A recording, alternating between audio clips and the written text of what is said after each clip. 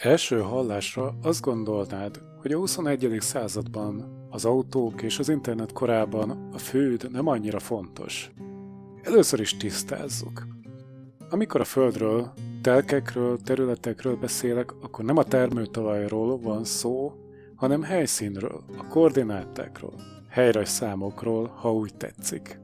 Ha ásol a mostani helyeden egy 10 méteres kupacot, és azt átviszed egy másik helyre, azzal a telkedet nem mozgattad, csak kupit csináltál. Ameddig az olcsó és biztonságos teleportálást nem találták fel, addig számítani fog, hogy mitől milyen messze vagyunk. Ma az ortodox közgázosok általában a termelési tényezőket két csoportba osztják, munkára és tőkére. A tőkébe egyszerűen besovasztják magát a gazdasági tevékenységre használt területet is. Pedig az nagyon más, mint a kategória többi tagja. Nézzük sorban, hogy mi mindent tud, amit a tőke nem. A lábunk alatt lévő föld nem mozdítható, ellentétben a tőke többségével. Fordítva viszont a tőke általában nem darabolható, míg a földet kedvünkre egyesíthetjük, vagy darabolhatjuk fel különböző méretű formájú darabokra. A földnek fix a kínálata, a tőke kínálatát csak a munkaerő és a rendelkezésre álló nyersanyag és energia korlátozza, aminek egyébként sok köze van a földhöz. A földnek az értéke általában felmegy. Lefelé csak háborúk és természeti katasztrófák szokták vinni az értékét, míg a tőke ki van téve az amortizációnak és el is avul technológiailag. A tőkével ellentétben a telkek járadékot tudnak kinyerni a közösség kollektív befektetéséből, anélkül, hogy termelnének. De hogyha tőkéből próbálsz megélni, ahhoz termelés szükséges, és ebben az esetben is a jövedelmedet a verseny korlátozni tudja. A föld különleges, hiszen a terület alapvető szükségletünk. Terület nélkül nem tudsz dolgozni, nem tudsz lakni, de még kakilni sem. Még a halvalevéshez is szükséged van legalább 2 négyzetméterre. Ugyanakkor a rendelkezésünkre álló használható földterület véges és nem termelhető. A magyaroknak mindösszesen 93.028 négyzetkilométer adatik meg. Ennek egy jó része nem is használható. De figyelj, a hollandok rendszeresen húznak fel területeket a tengerből. Igen, de ez a terület csak csepp a tengerben. Geoista és közgazdasági értelemben még csak nem is hoztak létre új területet, hanem fejlesztettek egy meglévő, addig víz alatti helyet. Sőt, ugyanez idő alatt az emberiség szaporodott, és pár szigetországocska lassan víz alá kerül. A föld különleges, mert a telkek monopóliumok.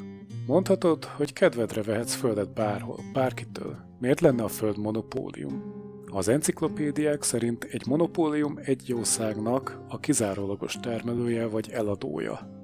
Ne felejtsd el, hogy a monopóliumokkal ellentétben a földnek nemhogy kizárólag egy, hanem pontosan 0 termelője van.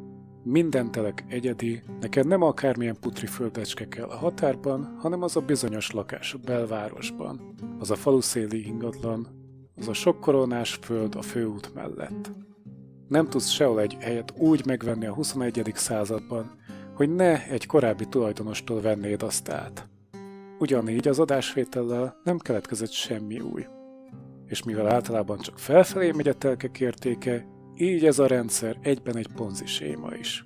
Egy egydimenziós piramisjáték, egy lufi, ami mindig ki fog pukkadni. Mindenkinél jobban átérzik ezt a monopóliumjogot albérlő honfitársaink. Lényegében, amikor helyet birtokolsz, akkor nem egy terméket veszel, hanem egy idézőjeles cégben részesedést. Egy cég pedig nem lesz kevésbé monopólium attól, mert több részvényese van. A föld különleges, hiszen egyszerre áldozata a közlegelők tragédiájának és az antiközlegelők tragédiájának. Először 1954-ben írták le a közlegelők tragédiát eredetileg halgazdaságokra. De a jelenség tudományos értelemben akkor vált közismertté, amikor 1968-ban egy amerikai ökológus, Garrett Hardin hozzám hasonlóan áttévedt a természettudományokról a közgazdaságtanba. Híres hírheteszél szerint, ha egy terület közös használatba kerül, akkor elpazarolja annak kincseit a közösség az egyének önzése miatt. Ma már tudjuk, hogy a közlegelők nem csak tragikusak, hanem diadalmasak is tudtak lenni megfelelő szabályozás mellett. Ennek a jelenségnek a tükörképe az antiközlegelő. Olyan javak, amiket agyon privatizáltunk, de mindenkinek szüksége lenne a hozzáféréshez, és az önzés miatt mégis alulhasználtakká válnak. Ilyen meglepő módon a Föld is. Egyre többen vagyunk egy véges bolygón, de szeretnénk elférni. Hogyan kerüljük el, hogy túlhasználjuk vagy alulhasználjuk a rendelkezésünkre álló Földet? Egyszerű. Értékvisszanéréssel. Egy olyan adórendszerrel, ami a közösség jövedelmét szedi be, és az egyén privát munkájának gyümölcsét békén hagyja.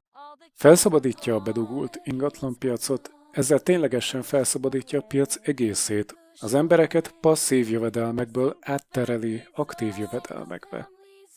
Egy ilyen rendszerben az szerint alakul a sorsod, hogy mit csinálsz, nem az szerint, hogy mit birtokolsz. De hogy ezt hogyan csináljuk, és egyáltalán miért működik, arról majd a következő videókban lesz szó. California leaving for someplace far away.